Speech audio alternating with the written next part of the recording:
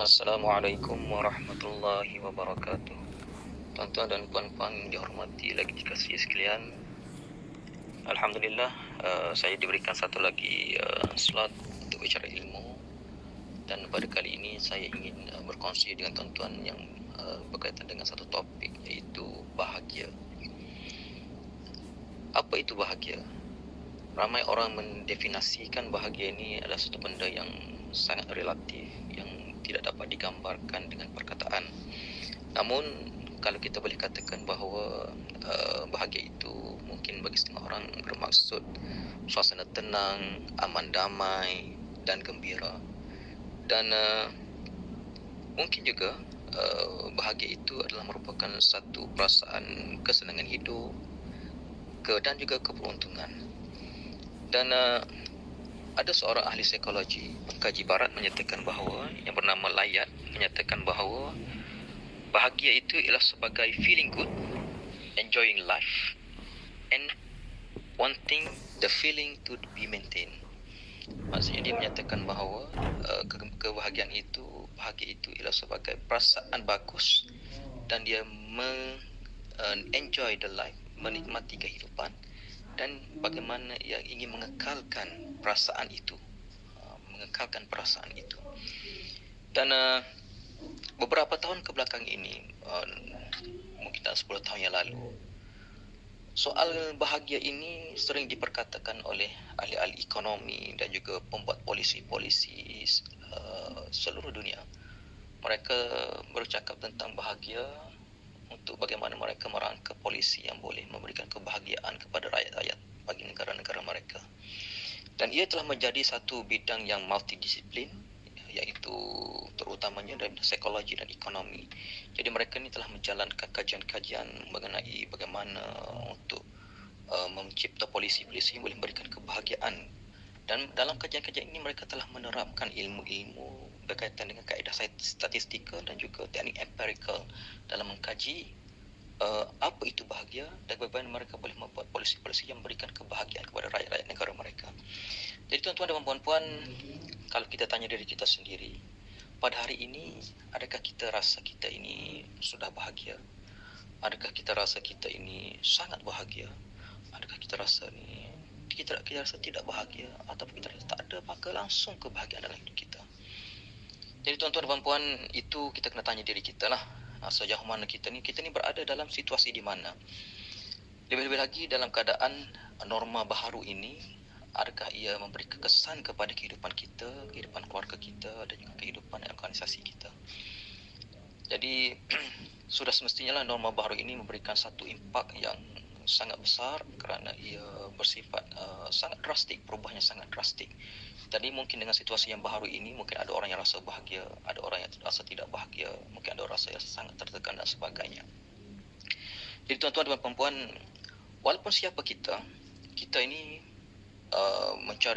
bekerja dengan sebaik mungkin, bekerja dengan keras, mencari keuangan. Tapi semua itu kita buat untuk mencari kebahagiaan. Tak kira siapa, petani ke, pekerja kerajaan ke, suri rumah tangga ke, pelajar ke, tak kira siapa. Yang pentingnya, the ending dalam kehidupan kita ni ialah kita nak cari kebahagiaan. Jadi tuan-tuan dan puan-puan, dalam kajian-kajian menunjukkan bahawa orang-orang yang bahagia ni dia ada tanda-tanda tertentu.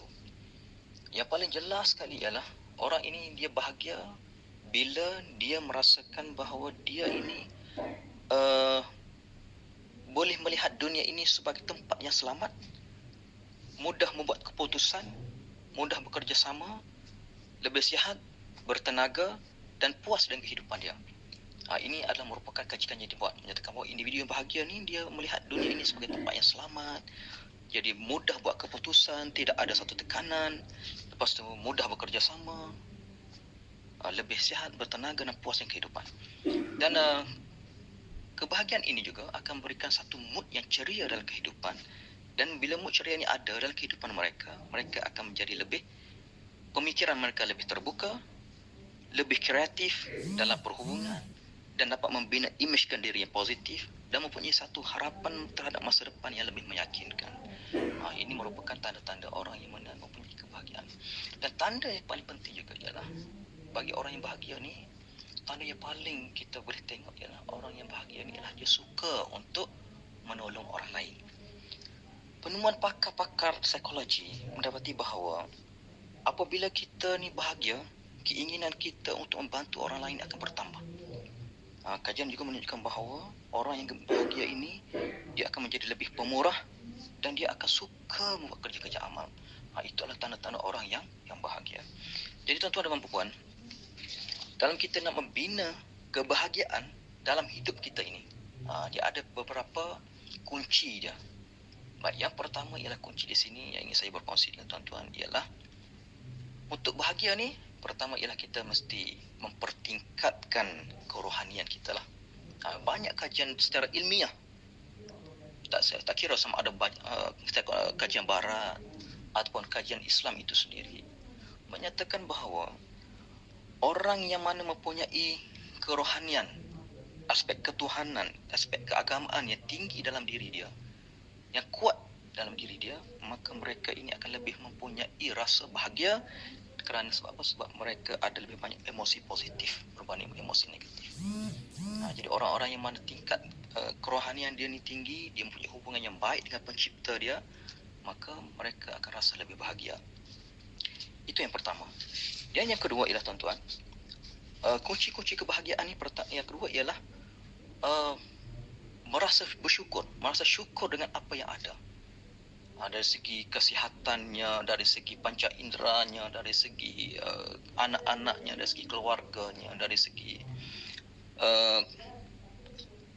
persekitarannya, dari segi makanan yang ada, pakaian yang diperolehi, maka mereka bersyukur dengan apa yang mereka ada.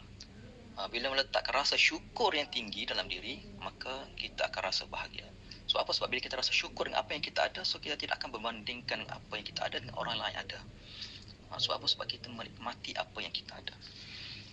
Dan itu yang kedua. Dan yang ketiga ialah kunci untuk bahagia ni ialah kita ni kena biarkan yang berlalu itu, biarkanlah berlalu.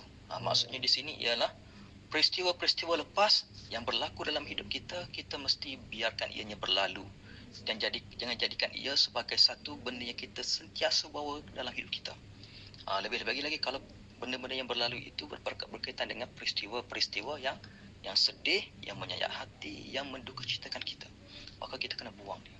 Dalam istilah psikologi dinamakan sebagai benda-benda yang mendukacitakan ini dinamakan sebagai sampah-sampah emosi. Jadi kita ni kalau kita nak hidup, nak bahagia, kita kena buang sampah-sampah emosi ini. Jadi sampah-sampah emosi ini kita jangan bawa dalam diri kita pada hari ini. Sebab itulah benda-benda yang berlalu itu biarkan berlalu. Dan kita kena bina hidup baru. Apa yang kita nak merancang untuk hidup kita.